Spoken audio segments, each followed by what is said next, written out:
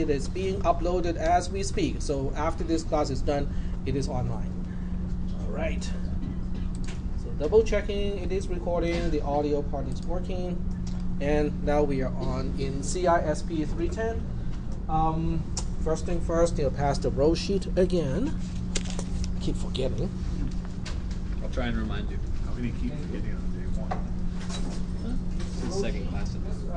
Do your initial next to your name. There's a box based on the date and your name. All right. So first thing first, I'm going to go through the syllabus again. If you were in CISP 440, I am sorry that you have to go through this one more time. So, it's something that I have to do. All right, so this is a syllabus. I call that a teacher-learner agreement because it's way too long to be called a syllabus. Yes, sir? Okay, I must be on the wrong one. CIS C310. C310, this is not C310, this is P310. But, so does it say which room number? 129. 129? Yeah. This is 129. This is Well, that's the it. classroom. Perhaps it's a Tuesday, Thursday. Or I mean Monday, Wednesday. I was like, wait. Yeah. Check. I might It feels like the Monday. Then what's tomorrow? Like, oh God. At least yesterday was a holiday. Assuming that being the case, yeah. Oh. I can't remember. I slept all I'm night. totally messed up. Wrong day. Lovely. That's the best way to be wrong. Okay. Thank you. Yep, you're welcome. You're more than welcome to stay too. Oh, no. You guys can have fun. Having more people knowing how to program in assembly can only be good. I'll probably be sitting here. Oh, somebody has already attempted it. That's good. 2 people. Okay, so, all right, so going through the syllabus, same as most, syllabi, the first section talks about the section itself. The first part is copied and pasted from the syllabus, the schedule. So there should be no surprises here, just a description of the class, when we start, and so on. The only part that is kind of important is we do have a prerequisite to this class, which is CISP 360. That's your C, C++ programming class. I checked online, and I think just about everybody in this class has met this requirement. But if you have not met this requirement, I will send an email to you to make sure that you do know enough about C or C++ to get started with this class. Java or Visual Basic is not a substitute, okay? Because C and C++ have pointers, and that is an important concept in this class. And these are the learning objectives, okay? So upon completion of this course, you'll be able to do all of these things, and most of these things, or some of these things, may not make a whole lot of sense right now because I haven't taught it yet. The final exam of this class is May 17th, a Tuesday, from 8 to 10 p.m. I think it's the same day as CISP 440 because that's also on a Tuesday. So those of you who are taking both classes, well, look at it this way. It saves you one trip of driving. And it is really a good use of your time too, because you have like 4 hours of final exam on the same day. I don't think I want to take this anymore. Can't wait. But I can't really do much about that because this is actually the exam time from the final schedule, so I can't really change that. If I could, I would, but it's not something for me to change. So it doesn't overlap? It doesn't overlap? Maybe I'll just give you guys one big exam that you can start, like, it's just a 4-hour exam. Well, some people are taking CISP 440 too, and that's the class before this one. And they schedule the final to be also right before the final of this class. So those people will be starting at 6 o'clock and finishing at 10 o'clock. Well, but relative to each other, it will still be the same because that's not the case. I have to make the people who are not taking 440 just as tired when they start with 310. Got to do something about that. Yeah. Okay, this is my information. Once again, not once again, because for those of you who are not taking the previous class, my office hours are Monday, Wednesday, Friday from 8 to 9 a.m. On Tuesdays and Thursdays, it's 4:30 to 5:30. Okay, so if you can make it to one of these hours, it's good. If not, let me know if you need to talk to me, and we'll schedule a time. The email address is drtag.2016spring@gmail.com. This is the quickest way to get to me. The campus email works as well, but I check this one more often. So for each of these things, you have to check, that you know where to find it, that you understand it, or something along that line. Presentation delivery methods, not really a whole lot to talk about. This is a full face-to-face class. So basically, I'll be standing here, doing the yakking, and you'll be sitting there, doing the listening. No, I'm just kidding. Okay, if you guys have any questions in class, at any time, go ahead and ask questions. Okay, at least raise your hand so that I know there is a question. Sometimes I cannot stop right away and say, okay, go ahead and ask. I want to finish my sentence, or sometimes one or two sentences. Then I'll go ahead and address your question. Okay, but do not hesitate to stop. Okay, do not hesitate to let me know that you have a question. Or sometimes it may not be a question. Sometimes you just have a point to make that is related to this class. Go ahead, that's fine too. Okay? I don't want this to be like a monologue where I do all the talking. That's a lot of work. All right. Regular effective contact is not really applicable to a face-to-face class. This section is required in every syllabus. Okay, if you are taking a class and this is not one of the sections, that instructor needs to be informed. This is mostly applicable to online classes, or at least hybrid classes, because apparently some online instructors do not correspond or interact with students in any way.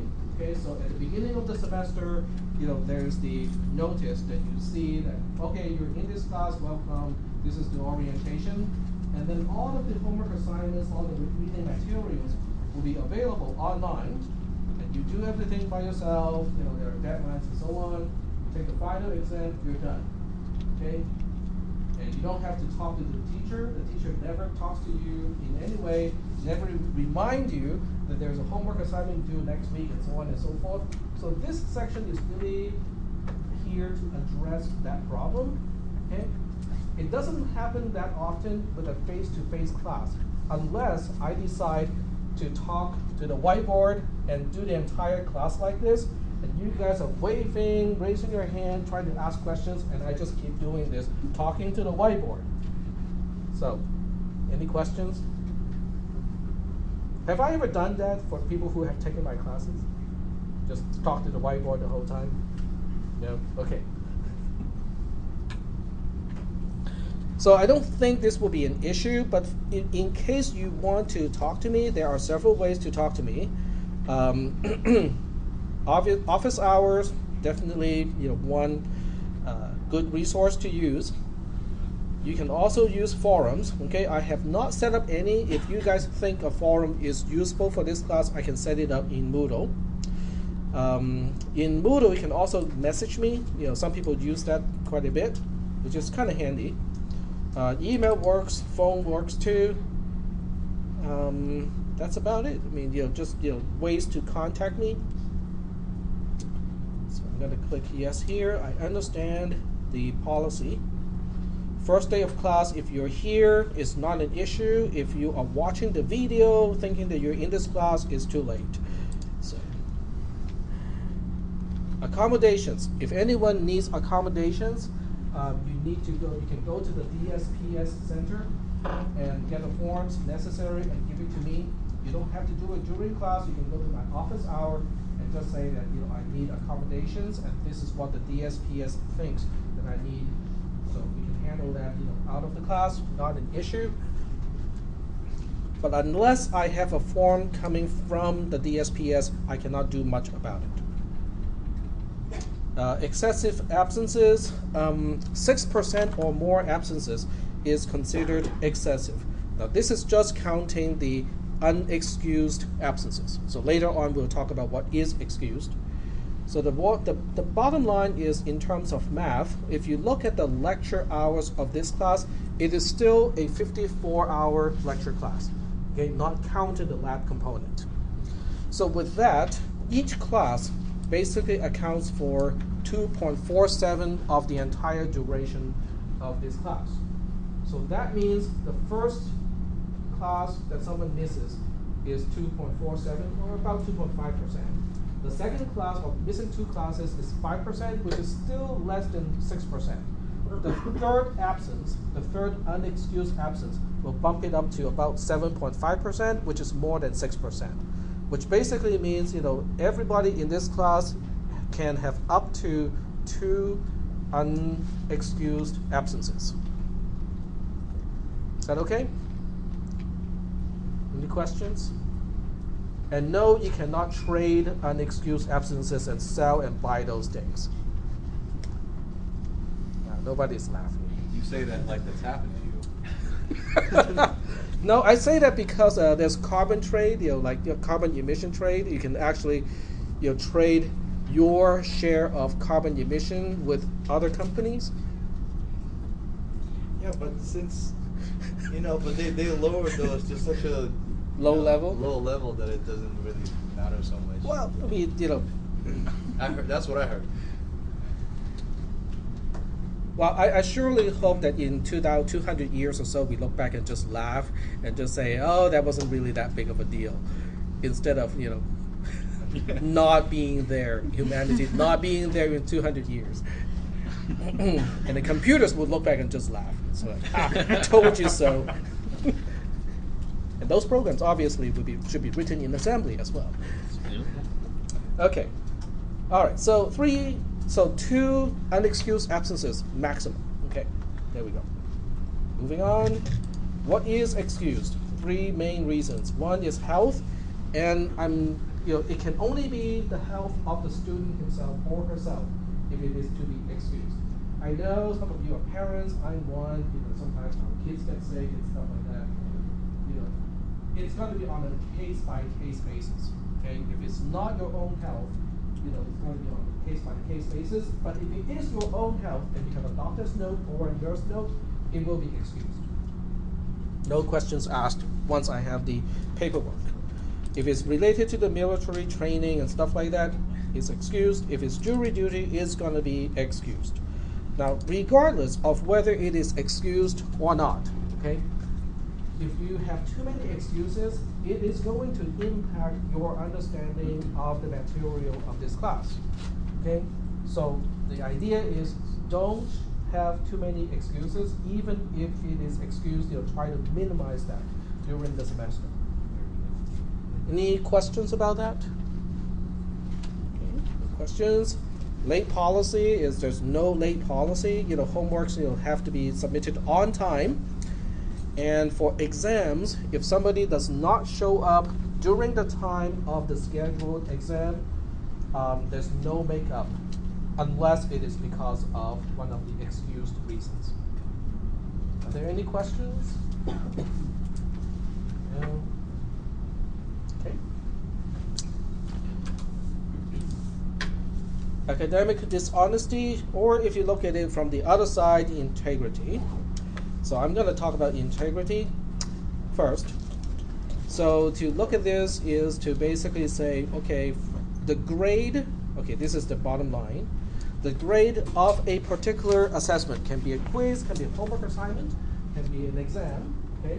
So the grade of a particular assessment activity of a particular student reflects the academic performance of that student only, not of the competency of somebody else. But there are some rules on top of this. Okay, so the first one is kind of obvious. Okay, it can only be related to the person who turned in the assessment, but it also has to be reflecting the competency at the time of the assessment, not before, not after. It also has to follow all the rules of the assessment and all the general rules of this class, and using only the resources that are permitted by the instructor. That's me. So that means, if I say, well, all the exams are going to be open those. So you don't have to worry about, well, can I bring a book with me? Can I bring my notes with me? Okay, you can bring sample programs that we have used in class. You can bring your own homework assignments. You can bring the homework assignment of somebody else. You can bring anything that is either handwritten or printed prior to the test. That's a lot of stuff, okay? The only thing I don't allow in a class like this is electronic tools, okay? So you cannot bring a book reader, okay? You cannot bring a Kindle. You cannot use a cell phone during the test. But I cannot do addition or multiplication. I understand it, trust me, I cannot either. And I will have calculators for you guys to use during exams. But those are simple calculators. I don't think you need complicated calculators in this class. So those are the rules, okay? The bottom line is, everything that we do that you turn in this class should be done in an independent and original way. Yep, go ahead. Are there calculators that we're not allowed to use if we bring?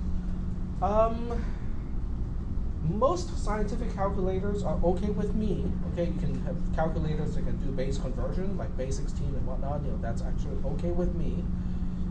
If it's programmable, it's kind of iffy.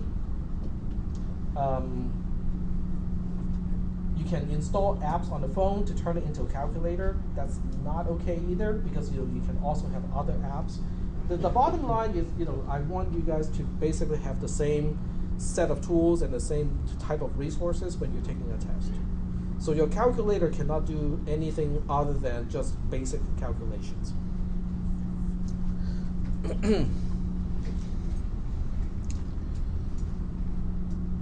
So that's the integrity portion.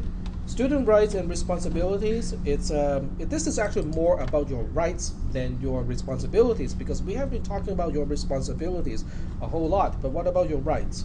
So you might want to read it, because in case you are forcefully accused for something, what do? Who do you see on campus to get it fixed? So you might want to read this part here. Classroom behavior, just nothing disruptive. Okay, nothing disruptive is good. Okay, and chatting is a big part of disruptive behavior. A lot of times it's just because somebody has a question related to the class material, but decide, well, let me not bother tag because he's teaching, he's talking, so I will just ask the person next to me instead. That way, that's not really that good, because the person next to you may be trying to pay attention to what I'm saying. So if that person is distracted, that's not a good thing. So instead of doing it, just stop. Just raise your hand and say, okay, can you stop? Go back to the previous slide or re-explain, something. That's okay, not a problem. Any questions about that? Questions? Okay, so here's the other part. If you have a question, if you cannot quite understand what I just said, or didn't quite catch, what I just typed, because I can type fairly fast, with GDB and stuff like that, chances are 80% of this class did not catch that either. So by asking the question, you will just become the hero of this entire class. People will just go, thank you, like that. Okay, so don't worry, ask questions, raise your hand, stop me, otherwise the class will go too fast. Some of you know that already. Class will go too fast. Okay. Interrupting, if you do have a question or point to make, raise your hand first. Let me finish what I need to say, and then I'll address you and let you express your opinion, ask your questions, whatever. Mobile devices, turn off or silence your mobile devices. You can use with Android, with the later versions of Androids, you can do it on the device itself. You don't have to install any particular app to silence your phone based on your Google Calendar. I'm not sure whether you can do it on an iOS device. Does anyone know with an iPhone 6, does it include the ability to silence itself based on your Google Calendar or some kind of schedule? Yes? No? Nobody has an iPhone 6? Never bothered to look. Okay. We know better. I didn't say that. You said it. Tonight's homework. Tonight's homework, yes. Okay, do not drink or eat in the classroom. Okay, with this classroom, you can bring plain drinking water. That's okay. Come to class on time because I don't want a whole bunch of people walking in late because that's kind of disruptive too. If there is a class prior to yours, and I know we do, let people out first before you come in. Some of you can stay in here because you're in the previous class, but if you're not in the previous class, let people walk out first and then come in. Questions are welcome, or comments, feedback, doesn't have to be exactly questions. They are welcome as long as they are related, even remotely related to this class, and asked orderly. Okay, so that's good. So are there any questions about this section that talks about, classroom behavior? What if you fall asleep? Is that okay? Absolutely. I have done my fair share of sleeping in class in my college days. And I'm the kid who's usually right here. And I'll fall asleep. So I understand sometimes, you're tired, this is 7 o'clock, you may not have dinner yet, blood sugar is too low and stuff like that. I understand it, it's not a problem unless you snore. Then it's disruptive. Then we have a problem.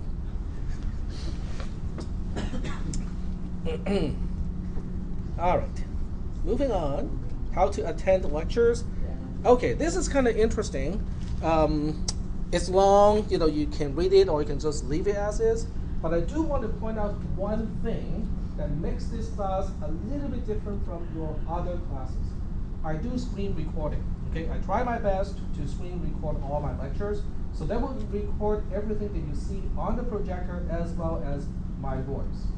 So if you see me type a command in the command line interface, it's being recorded. Okay? If you cannot catch exactly how I type the command, don't panic, don't rush to type up to copy everything because it is recorded. So focus on the concepts, focus on more of the why or the what I'm doing instead of the how of what I'm doing.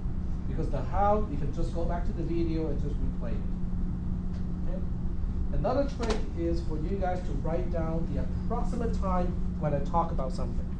Okay, so let's say I just said, okay, so now that we have talked about blah, blah, blah, blah, let's move on to stack concepts. Okay, that's a key for you to say, oh, okay, we are moving on to stack concepts. Write down the time, because that will allow you to index into the video recording without having to watch the entire thing. Because you can just write down the exact time, and we know this class starts at 7 o'clock. For the most part, I'm fairly on time when we start. So you can say, oh, 7:45 is the time when I start to talk about stacks.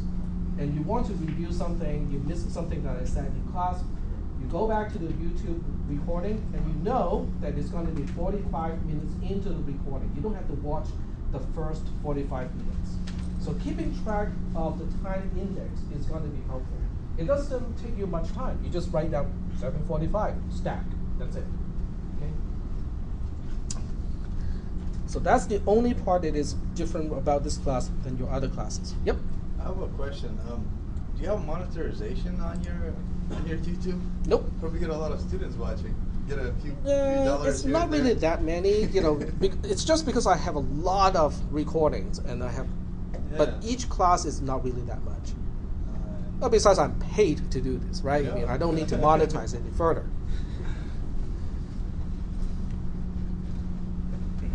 Okay, how to succeed in this class? Okay, the bottom line is, this is long, so I don't want to read it. For those of you who want to read it, go ahead.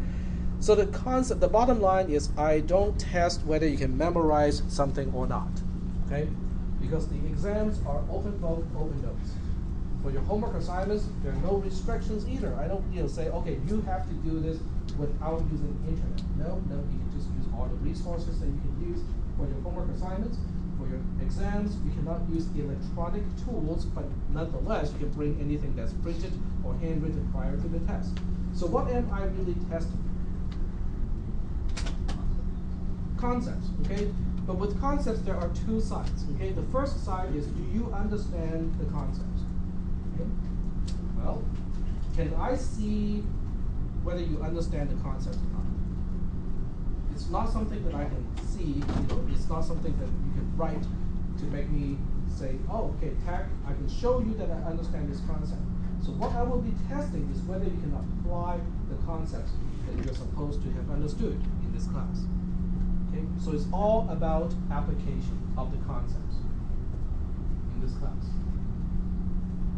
Any questions about that statement?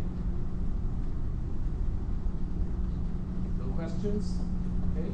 So what that means is I can explain concept A by itself, show you what it means. I can show you examples that only shows concept A in the context of X. Okay.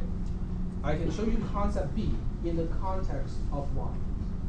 But in the test, I can ask you a question that requires you to combine concept A with concept B in a context that is neither X nor Y. Is that okay?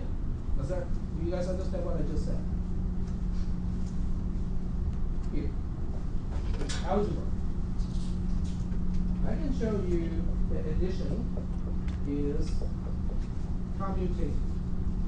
Okay? A plus B is the same as B plus A. Not that this is what I will actually be asking, I'm just using this as an example.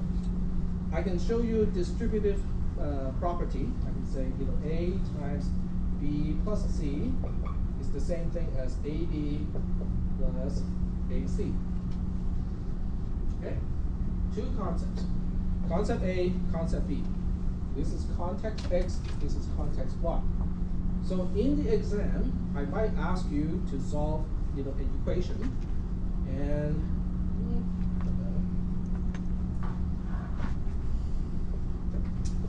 what is that?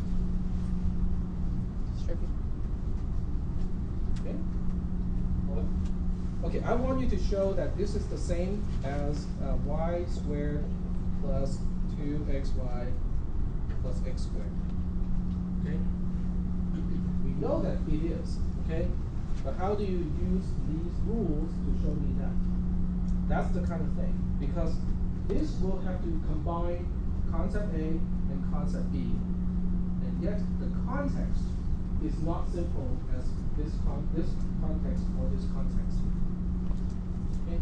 So it is the application of the concept, but not necessarily in a combination that you have seen earlier in class. So you will have to basically say, okay, I have all these tools, how do I combine these tools to solve the problem? Is that okay? All right. Okay, if you're handy, this is kind of what it is. I can show you what a vice grip is, okay? Vice grip, really useful, okay? Very simple to use. There's a little screw, you can control the actual width of the opening.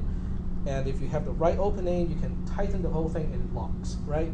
There's a little lever, you push it and it releases. So that's one concept, one tool. Here's another concept, another tool, a Dremel. Okay, easy tool, it's just a rotation thing. You insert the tool tip, and then you can just turn and you can use it to file, to grind and stuff like that. Okay, so here's a problem. The problem is you have an object that is too hot, too cold, or it's thorny where you cannot put your hands on. Okay, and yet you want to smooth it out, file it, or something. What do? You have to combine the two concepts. You use a vice grip to hold on to the object, and then you use a Dremel to work on it. So that's the kind of thing that I'm talking about by saying okay, there are multiple concepts that you have to apply to solve a particular problem, but you may not have seen that combination of concepts before. Okay, all right. So it's all about problem solving. Okay, in this class, in all of my classes actually. is that important? Why is problem solving important in the context of computer science, engineering, and stuff like that? That's what you do. That's what you do, exactly. Okay. How many people here want to get into a field that is related to computer stuff? Because if you don't raise your hand, you're probably in the wrong class. Okay? And it's all about problem solving. So this is a skill that I definitely want you guys to basically be able to train to have. Independence. Okay, so this is about studying too. Why do you think this is important? Why is this even a topic when it comes to studying? What is one extreme case where the lack of independence may not be so healthy for studying? Yep. If it's always the group coming up with the answer and you're not really contributing and you're just listening to it, then you don't really understand the material. Exactly. And for the most part, you want to be able to think by yourself first, okay? When you're stumped and you cannot really proceed any further, you can go ahead and ask people, okay? So I'm not really quite sure about this step. What do you think? Okay? But try not to ask those questions too early. Okay? Give yourself some time to think about it first.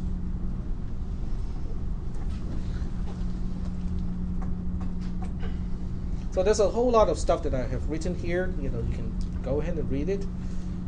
Oh, this is also kind of useful. If you study before the class, if you know what I will be talking about, even if you don't understand exactly all those concepts, it will still be helpful. Grading standard, A, B, C, D, F. So scroll to the last portion first because I'll show you the numbers. So the boundaries of the grades here will be 12.5%, 37.5%, 62.5%, 87.5% to get to a D, C, B, and A respectively. Okay, I know that is not what most of you are used to, but that's also because when I grade questions in an exam, I apply A, B, C, D, F to each and every question also. So I can use a standard like this. If you have not mapped out these numbers to the GPA or the grade points of A, B, C, D, F, you will probably find out that an A is centered around 100%, a B is centered around 75%, a C 50%, a D is 25%, and an F is centered around 0%. Okay, that's corresponding to your grade point. So that means I assign grade points using the A, B, C, D, F standard to each and every question in the exam. Are there any questions about this? Okay, what in an exam question, okay, given a particular answer, how should I assign a letter grade A, B, C, D, F? Let's start with the extremes, okay? Let's start with an F. What type of answer deserves an F? Nothing. What answer? An answer to a different question. That is kind of, it depends, okay? In that case, it depends on He's a whether nice it's just guy, an man. honest mistake or not, okay? No But answer at all. no answer at all is definitely an F, right? Because there's no point for me to give in that case. What about an A? Remember I said extremes, okay? So what type of answer deserves an A? The perfect answer. The perfect answer cannot be All more work right. shown. Sorry? All work shown. All work shown. So the answer has everything that I asked for in the question, and it is all correct. Okay, so the F's and A's are easy. What about B's? They're not quite all the way to A's, but they're still pretty good. So what do you think is my criteria to assign a B as a grade to an answer? 75% of a perfect answer. Not quite. Okay, so the way I look at the B is, just silly mechanical mistakes or simple omissions. Okay, nothing major. The answers still show me that the person who's turning in the answer has a solid understanding of the concept. It's just that in the process of the application, something is either applied incorrectly, just an honest mistake, or there's some omission. Okay, certain things are missing. Okay, that's a B. It's close to perfect, but it's still pretty good. What about the D, which is next to an F? Okay, first of all, something is turned in. Okay, there is an answer of some kind. Okay, but it's not enough. But not enough in what way? That it doesn't make sense. It doesn't make a lot of sense. Okay, it makes That some question. sense. It shows me the person has some understanding of the concept, but not enough. Okay, not enough. That's the D. What about the C? That they do have a bit understanding of the concept, and they sort of applied it, but not. Barely enough understanding of the concept, but probably with a lot of omissions and a lot of mistakes. Okay, so that's how I look at each question or each aspect of an answer to a question. So, and because I use these percentages for each question, it makes sense that I can use this to give you the final grade as well. Okay. There we go. And there are some kind of interesting examples if you read this through. There's a hard drive example, the workplace example, and so on. Assessment activities, there are 20% to homework assignments. There's a first exam, 20%. This is about 1/3 through the semester. The second exam is also 20%, which is about 2/3 through the semester. Now these two, the second exam is not going to be intentionally comprehensive, but it cannot be completely not related to the material in the first third of the class either. It's just not possible. In a history class, maybe it is possible because you can just say, okay, the second exam will go from this century to this century, okay, and not ask any question about earlier centuries. But in programming, there's no way. All the concepts build upon each other, so there's no way for me not to ask a question in the second exam that has nothing to do with concepts of the first exam. It's just that I won't ask any questions purely just testing you on material of the first third of the class. Is that making any sense? Okay. And then the final exam is how many percent? I think some of you are keeping track of all the percentages. The final exam is 40%, right? Because 20% for homework assignments, 20% for the first exam, 20% for the second exam. The final exam is 40%, which also means if somebody did not turn in any homework assignments, get a 0 in the first exam and a 0 in the second exam, still has hope to pass this class with a C. Because how many percent do I need to get a C again? 37.5%, and the final exam by itself has how many percent allocated?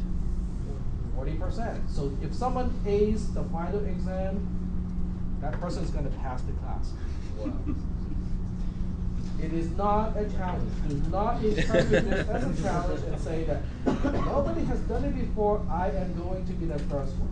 Okay? It is not a challenge, it is simply stating, okay, the numbers just kind of work out that way.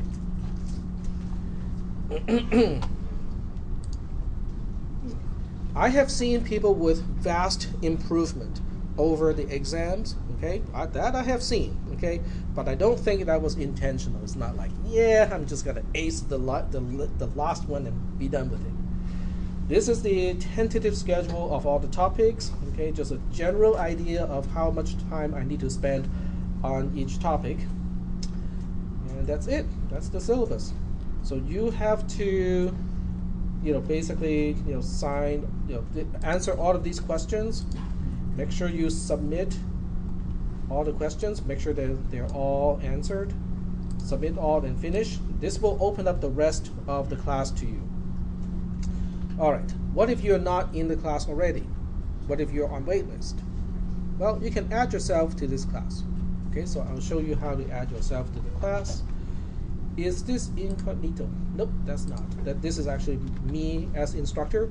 So I'm going to switch to another browser, which is incognito. This is me as a student, which is not added to this class yet. So I'll show you exactly how to add yourself to the class. So go to moodle.losrios.edu, sign in using your W student ID and your password. Same password as D2L and everything else that you do. And you will not see this class as my courses if you're not in this class already. If you're on waitlist, it won't show this class here. Click all courses and then go to CISP, find cisp310, click it, and it will ask you to enter an enrollment key. And I cannot remember the enrollment key, so I'm going to cheat to find out from this side.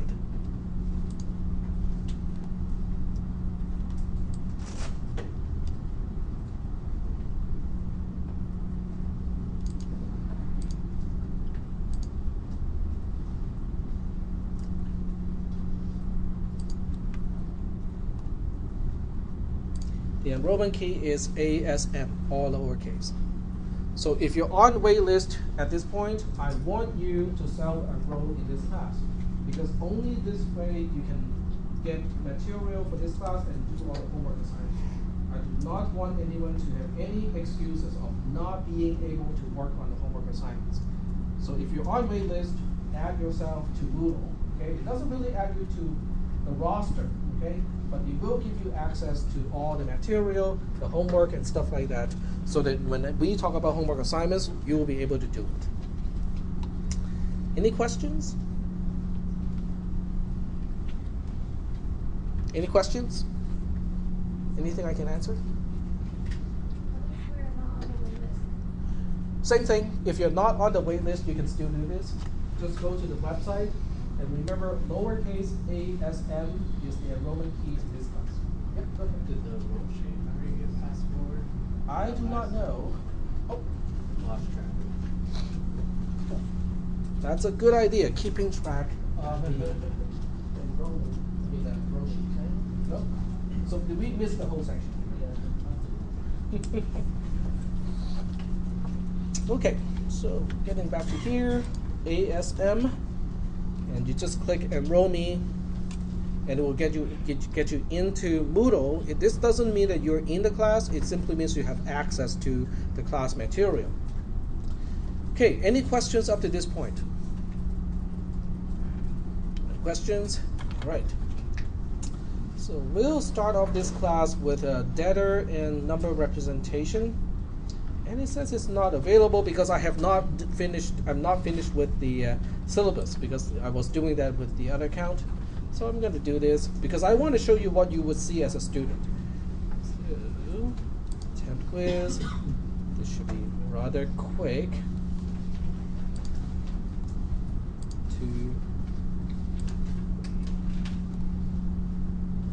Now don't do what I'm doing right now. I want you guys to actually read it first.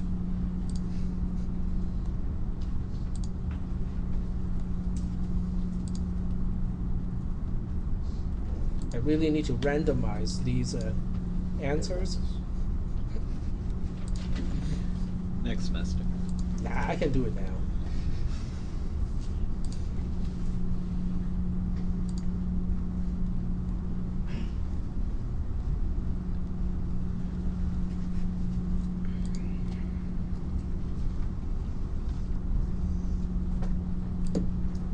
Well, as I'm doing this, which is rather boring,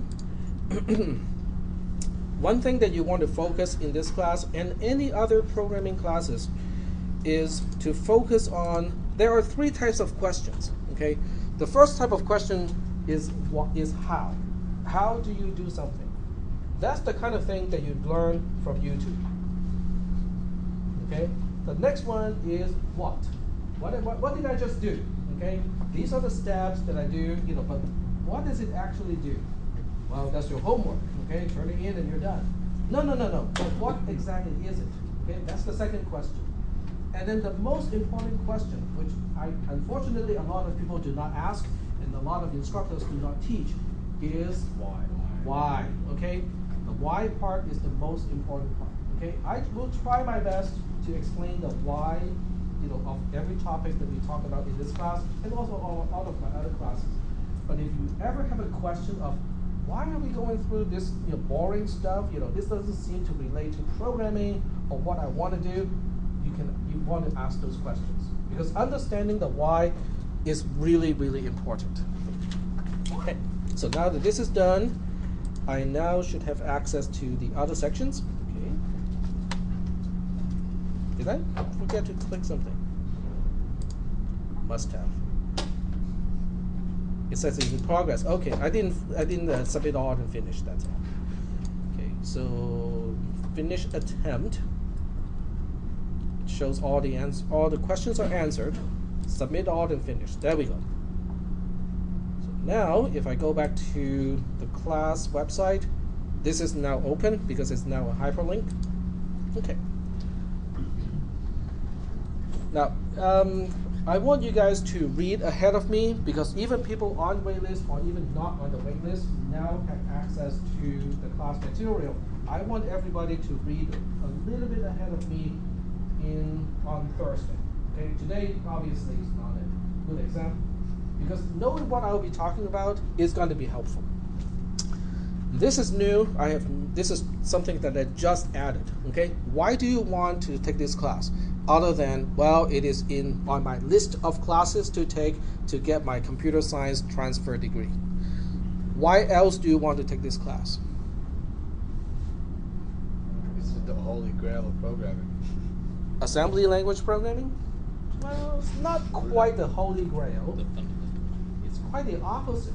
This is the cup that people do not want to drink from.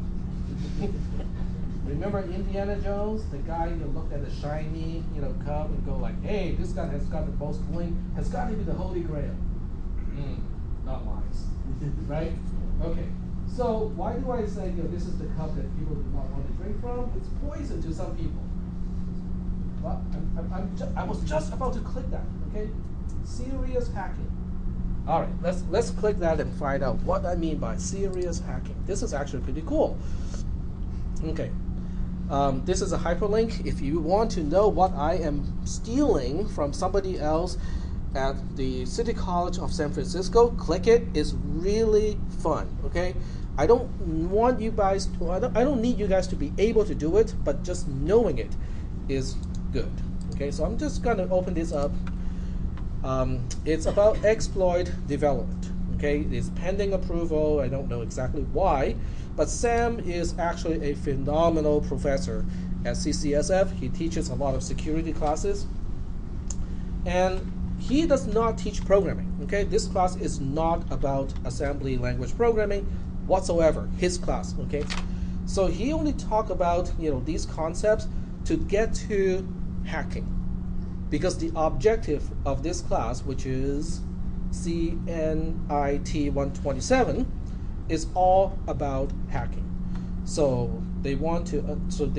So you're basically just getting enough knowledge to know about string vulnerabilities and how to exploit them, heap overflow and how to exploit it, and so on. But how does that hook up to this class? You will not understand these concepts unless you know how memory is laid out, how memory is used at a low level in a C or C++ program. In other words, once you have passed this class, all of these things will become really clear to you. It's like, oh, so that's how it works. Okay? But why do I want you guys to learn about hacking? It seems like a bad idea. Or is it a bad idea? If you know how to break something, you know how to fix it. Or protect yourself, right? How to counter, all those hacking. If I don't teach you hacking in this class, is that going to stop other countries from hacking into computers of this over here? Would be nice. No. Then what will they do instead? We'll have fewer people who can fix the problems. Does it make sense? Now, there's no guarantee that no one in this class is going to become a black hat and actually go out and hack other computers. There's no guarantee. But if I don't talk about these things, it's even worse. Okay? So this is why, this is another really, really good reason to take this class. Okay? It's not just a class on the list of classes that you have to take. because it opens up a lot of possibilities. Why do I think that why do I think computer security is a good field to get into? Why? Well, like, say Google, they're going to spend a whole ton of money trying to find people who protect their data from Yeah. that kind of stuff. Not just Google. Okay, you look at Facebook, you look at Intel. I mean, Intel makes chips. Why do they have to focus on computer security? Well, at a chip level, they also have security issues. Right? So why do you think security is? How is it different from computer gaming? Because I know some people want to get into computer gaming. Okay, it's a very good area to get into. But how is gaming different from computer security? Just the harm that we went to a company. It's the harm. Okay, that's one. Go ahead. It's everlasting. Everlasting. I like that. Okay. Now, when the economy is down, people don't have spare money to spend on games. What happens to the game industry? They're going to do the slump, right? Okay. Will it change computer security? Will that stop computers from getting hacked because the economy has gone bad? What is it going to do instead? It will increase the attacks, right? Well, okay, that's one reason. Okay, second reason. People who are in the gaming industry, they can, go from one place to another place. They can hire people from outside of this country. They can outsource and stuff like that. What about computer security? What about hacking stuff or protecting from hacking? They have to know. Can we outsource those jobs? Well, you have to know who has their hands on it at all times, like in order to see who may have access to the program and who doesn't. Okay, so you need security clearance, which automatically means a lot of those jobs cannot be outsourced. Which translates to what, from your perspective? Job security. Job security, not just jobs, but job security. So, not a bad thing to think about, okay, especially at this point. So this whole slide basically just talks about why this class relates to computer security, because this class is not going to be useful to script kiddies. Who are script kiddies? What do? Write scripts. They write scripts. No, they don't write scripts. They run scripts. They download a package. They follow the instruction. They unzip some files. They double click on certain things, set up certain options, and type in a URL or an IP address. That's how they launch an attack. How does that work? I don't know. It does. Okay? Well, but if you take this class and have a good understanding of these concepts, you'll be able to do way beyond that. Okay?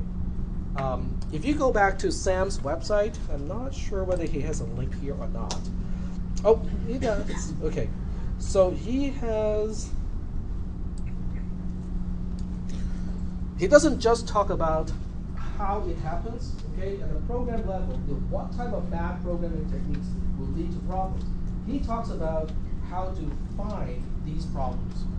So given a program without the source code, okay, how do you poke that program and monitor the outcome of that program so that you can find out, oh, this is where it does something that's interesting, that may be exploitable.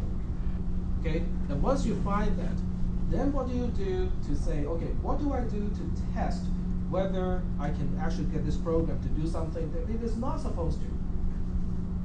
Now, he is going to teach these things in his class, but to understand these approaches, having a good understanding of an assembly language programming is going to be really, really helpful. Okay. Are there any questions about all this stuff? No? Okay, all right.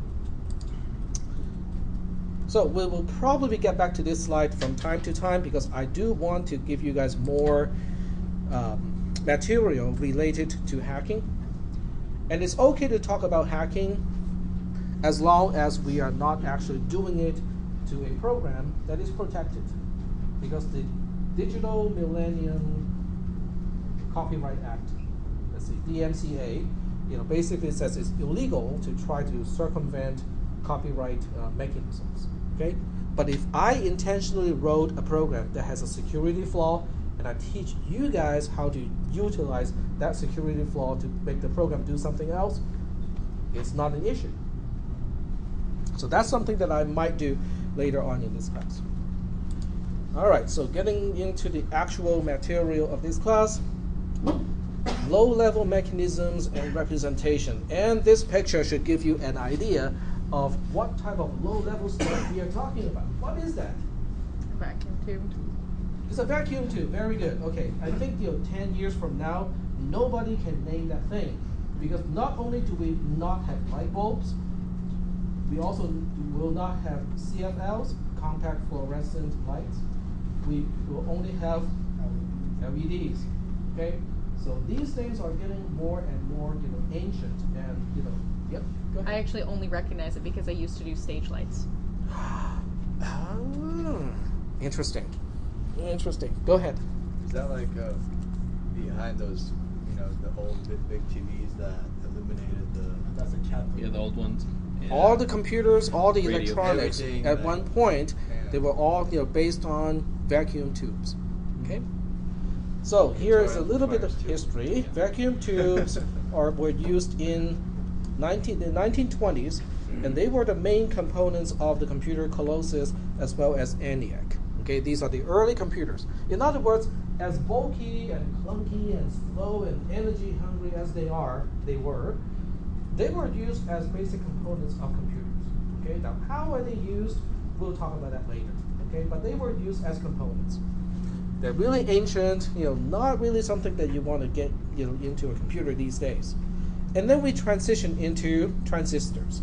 Transistors were first used in 1953 to make a computer. Okay, so we are talking about a time span of 30 years, going from the 20s to the 50s. And since then, the size of discrete transistors have shrunk dramatically, really quickly, and eventually we got to ICs, or integrated circuits. That only took 63 years. Okay, so from vacuum tubes to transistors took 30 years. From transistors, individual transistors, to integrated circuit, which means you have multiple transistors on one wafer, only took 10 years. Okay? So computer got a lot smaller, they consume a lot less electricity, and they operate a lot faster. And this is a curve, it's really hard to read because it's a bitmap, but it kind of shows you, the density of transistors over time. What I do want you to pay attention to are the axes, okay? Because the dots are basically following more or less a straight line. So so knowing exactly where a particular dot is not a big point, it's not a point. The point is the x-axis, which is in time, is linear. So we got 71, 80, 90, 2000, 2011. So it's linear. What about the y-axis, which is the density of transistors in computers? It's exponential, right? Because we got 2,300, 10,000, 100,000, 1 million, 10 million, and it keeps going up. So what is that telling you? They're going smaller, but at what pace? Faster and faster, exponential. Okay, so the pace is exponential. This is also known as Moore's law. What is Moore's law? Every 18 months, technology will double. Yeah, something is doubling. Density, actually. I think they're talking about the density of transistors, that is going to double every 18 months. Now, if you think about it, it doesn't seem like a big deal, okay? Every 18 months, it's going to double. Is that a big deal? It doesn't sound like a big deal to you, right? All right, so let's just think about something here. Let's compare to this year, 2016, and we only have to go back, I don't know, let's see. Go back 9 years, okay, which is not a whole lot of time, right? So we go back 9 years, it's going to be 2007, okay? So 2007 doesn't sound all that long ago. So the question is, if you buy a computer in 2007 and you spend the same amount of money today to buy another computer, what is the difference between those two computers based on Moore's law?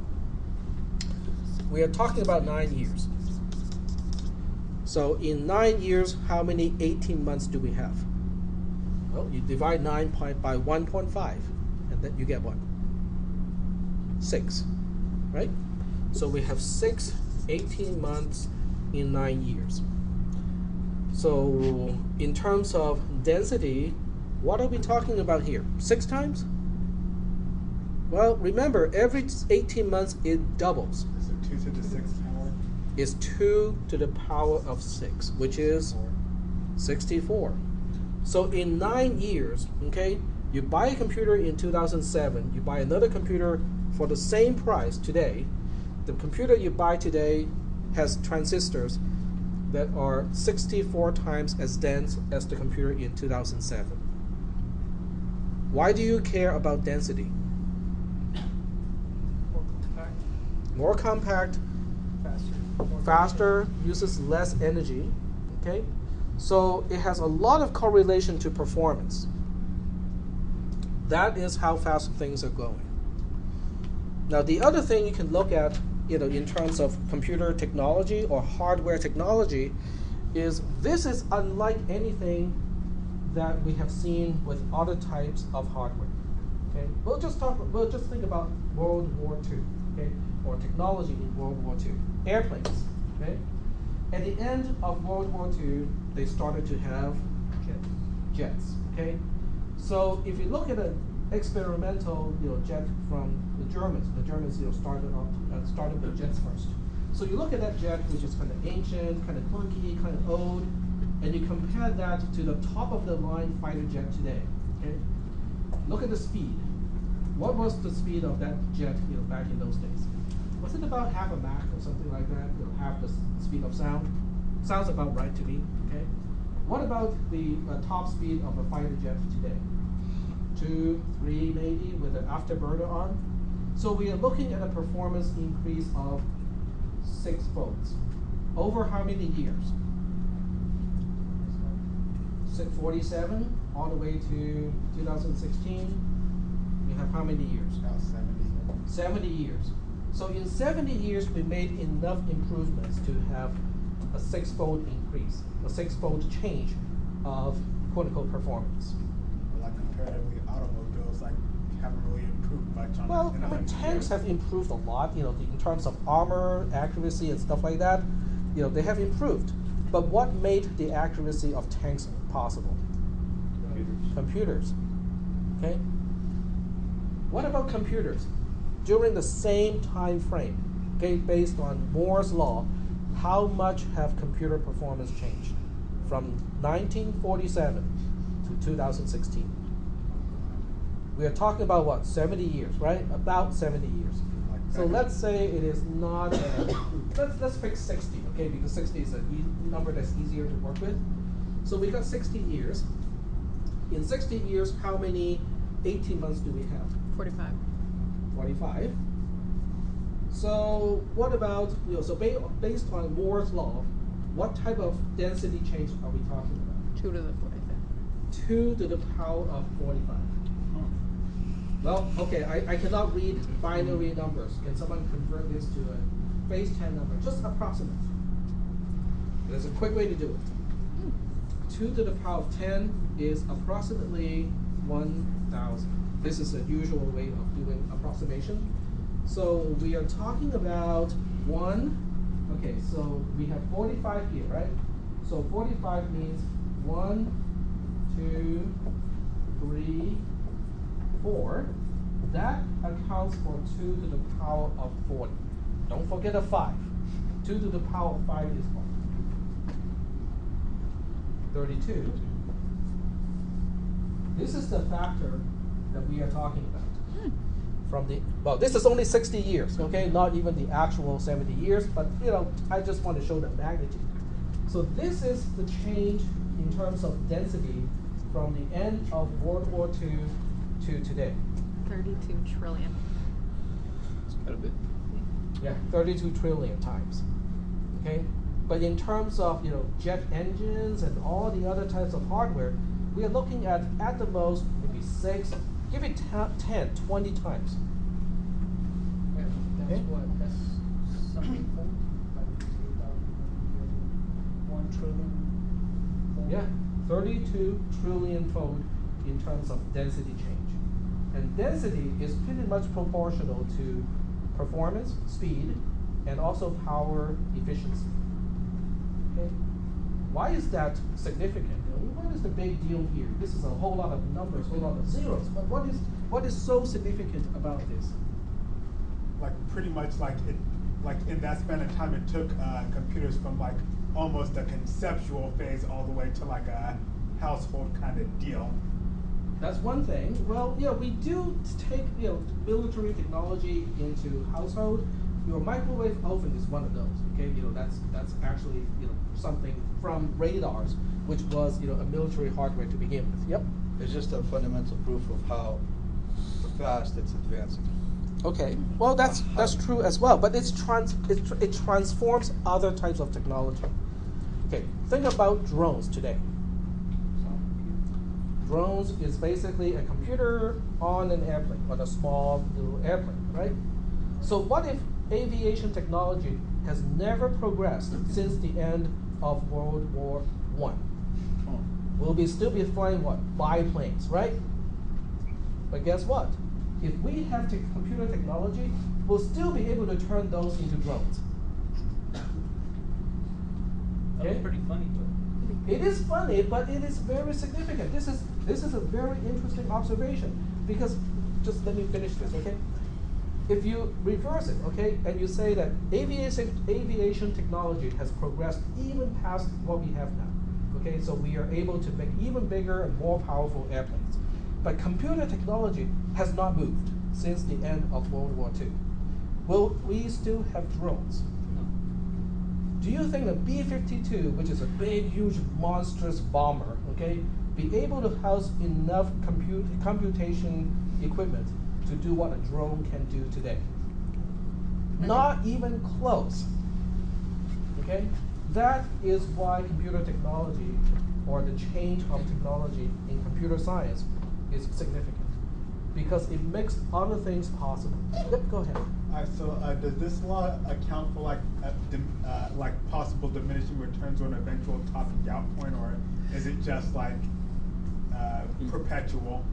That's a very good question. So the question is, according to this curve, we're going to hit a hard limitation at some point, okay? That's what we thought in the 80s.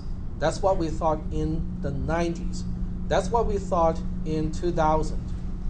And yet, every single time we thought we have hit the limit, what happens? Push it harder. You find another element to squeeze a whole bunch of. We found a way to continue that curve, right? Like, so if there is, we just haven't reached it yet. That might be, a limitation somewhere, but I'm fairly sure that there will be enough motivation to find a way to overcome it. To squeeze more transistors. Well, there's no motivation like money, Just right? start doing things at the microscopic level.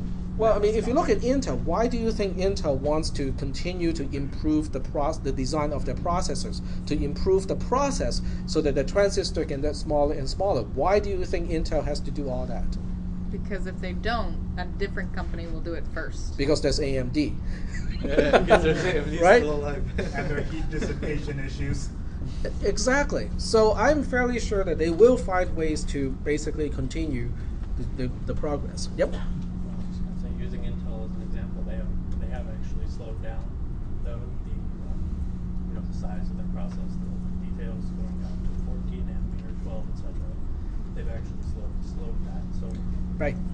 I mean, they seem to think they are coming up against the wall. But they are, instead of going down in terms of transistor size, they're now trying to fit more cores onto the same die.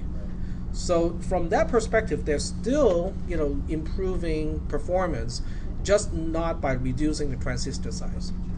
Because from that perspective, if you're just reducing the size of a transistor, you will hit a limit. There's no question about it. Because at a quantum level, electrons can just reappear on the other side if the insulation layer is not thick enough.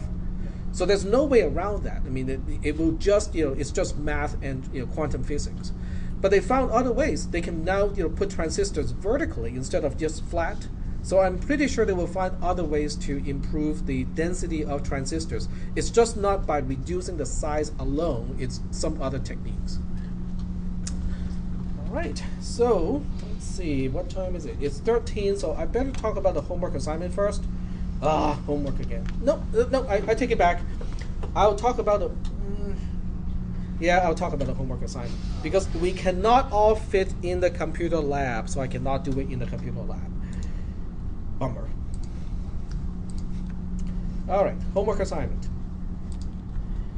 This is your homework assignment. It is lab activities, setting up a Linux environment for homework assignments. Because at some point you will do it, it's not just right away. So when you click on this homework assignment, it has all the details to do it. So I'm going to do it here once, just so that you can see what it is about. So click here to download a portable distribution of a base Linux system. This is a virtual machine, so there's no need to dual boot or actually install Linux in any way. If you already have a Linux box that you have been using, that's okay, not a problem. If you have a 64-bit machine, I have some instructions so that you can actually do the projects in this class. Because all the homework assignments are in 32-bit mode, there is a way to do it, but I'll have to talk about it. So this is a 1.3 gigabyte file that you have to download and unzip it. Once it unzips into a folder. In that folder are two batch files that you can double click in Windows to start. One is start32, one is start64. Guess why they're named that way? If you have a 32-bit operating system, you go with start32. If you have a 64-bit operating system, double click start64. Once you double click the batch file, it will start up QEMU, which is an emulator software. It will automatically load a base Linux system. So you basically will have a Linux box running inside Windows if you don't want to bother with Linux on its own. Okay? So all of your homework assignment will be done inside, well, not all, but most of your homework assignments will be done inside the Linux environment. Okay? So the homework assignment is basically making sure that you can go through this process. Pretty sure it's still downloading. It's pretty fast though. So if you have a slow connection at home, you might want to do this in the lab, just so that it is a lot faster. So the homework assignment, will have you download the file, unzip it. Once you unzip it, you will need about 5 gigabytes on whatever device you want to store this. If you want to be able to do homework for this class, on different computers, do this on a thumb drive or an external hard drive, because you don't need to install anything. You just have a folder. You plug it into a computer. You find that folder. You find the batch file. You double click. You have what you need for your homework assignment. Okay, so there's no software to install, just one file to unzip. So once you have done this, these are the other instructions. So you want to download this other file, which is a really small file, get it onto the virtual machine. So to do that, you will have to use WinSCP. WinSCP is included in the zip file. So once you unzip, this is one of the utility programs that is also included. So double click, open it up. You want to connect to localhost, which is the same computer that you are using in Windows. You want to change the port number to 2200 instead of 22. That will allow you to use WinSCP and also PuTTY to connect to the Linux box. Okay? WinSCP allows you to copy files to and from the virtual machine. So you can basically copy this file over to the virtual machine side. The next thing you want to do is to decompress that file. So to decompress that file in Linux, you have to run this command, which will create a folder called test. Inside the folder test, you will find a script called check.pl. It's a Perl script program. If you want to just run the program, you have to type /check.pl in Linux. But I want you to capture the output into a file, so you will have to do the redirection into an output file.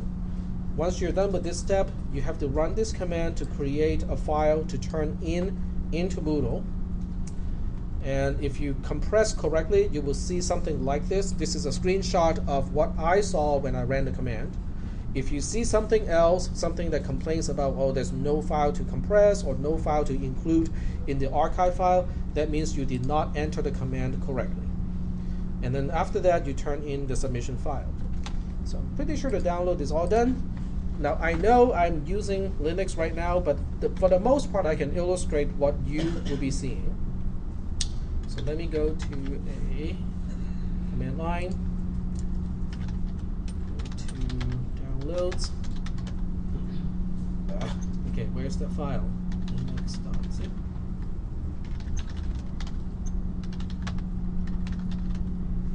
Yeah. Where did I download it to? I feel the same way. Sorry about that. It's okay. Alright, so I put it into downloads under the users folder. That should be here. There we go. Okay, so it is not exactly linux.zip, it is linux-2016-0118.zip. Okay. So go ahead and unzip this file. In Linux, I just use unzip to do it. I did not have that installed. You don't have to do this step. I just forgot to install one of these utility programs.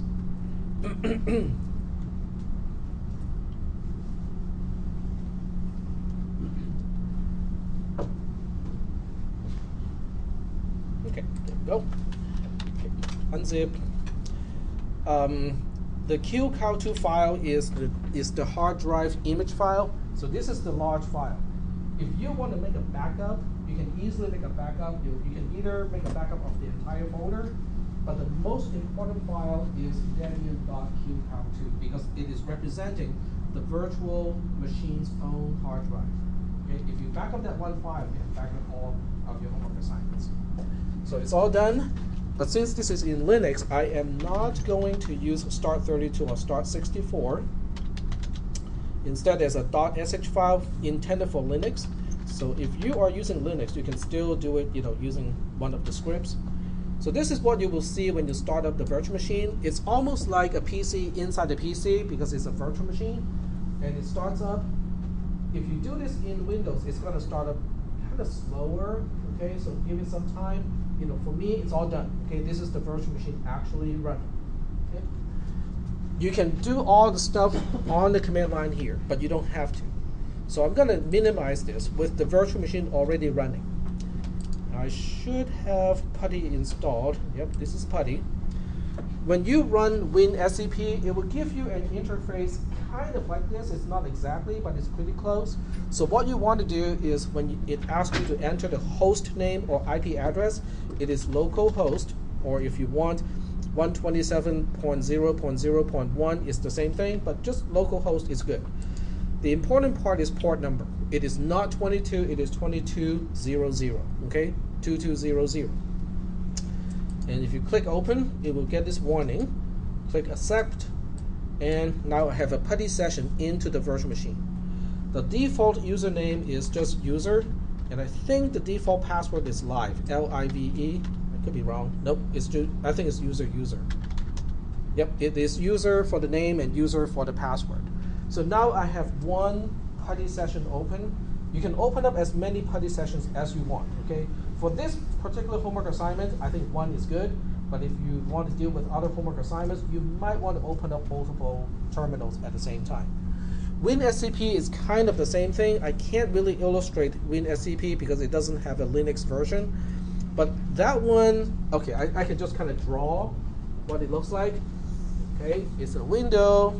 It's got a left pane and a right pane. Okay, the left pane shows you all the files on the Windows side. The right-hand side shows you all the files and folders on the Linux side. Can anyone guess how to move a file from one side to the other? Drag and drop. Okay, that's about it. Are there any questions?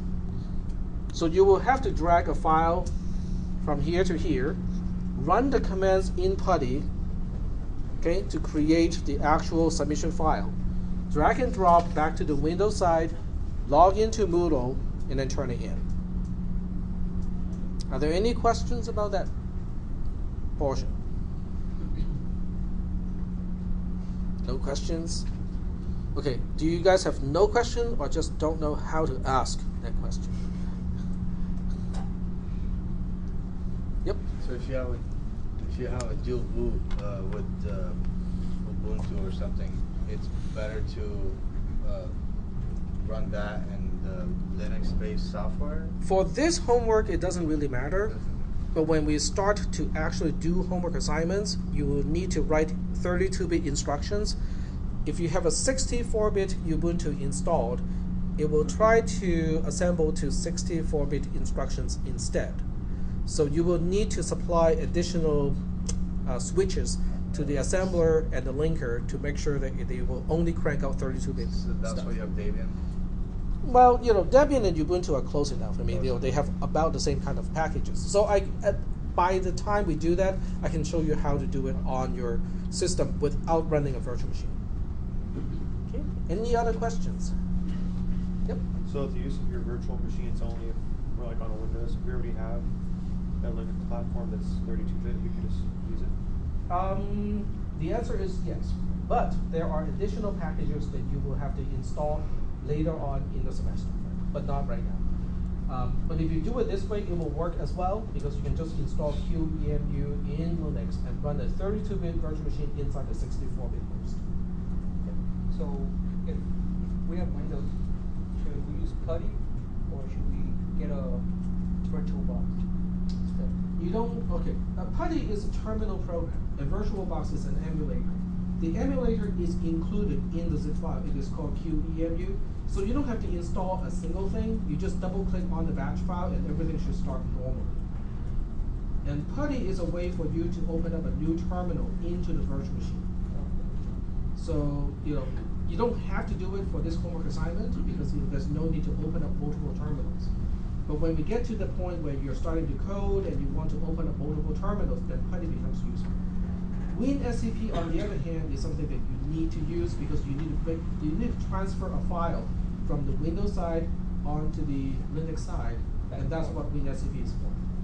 Back and forth, yes. So we're going to be using PuTTY to access the VirtualBox that we're going to... It's not VirtualBox, it's QEMU.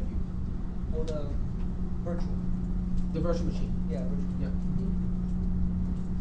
So, okay. Yep. So if you're in the class, we can start on this in the computer lab. So when you're doing it, if you have questions, I can answer. And the internet connection here is really fast. So if you want to download, if you have a thumb drive with you with about 5 gigabytes of space left, you can actually download it, get it installed. You can actually get the homework assignment done today. Okay, so that's what we'll do today in the lab. And in the lab, I think I will put it into Windows and show you exactly what you should see when you're doing it in Windows. Okay. But it's going to be crowded if everybody show up because the lab only has space for 30 students. Well, in that case, since this is such a basic assignment, can the people that understand just go home? Yes, absolutely.